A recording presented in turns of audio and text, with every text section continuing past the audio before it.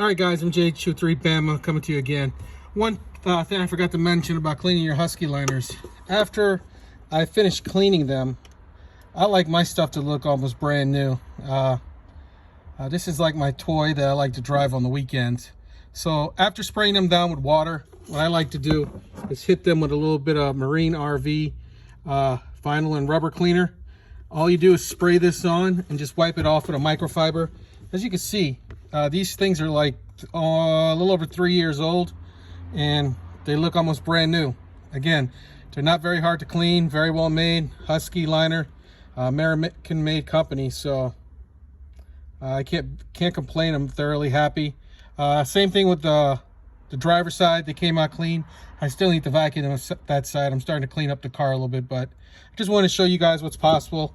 Again, that's that Marine RV Meguiar's vinyl and rubber cleaner. And a big plus, the car, it has like a new car smell to it. So not only are you getting your rubber mats almost like brand new looking again, you get that new car scent again, which I thoroughly love. If you guys like this video, go ahead and hit that thumbs up, like, and subscribe.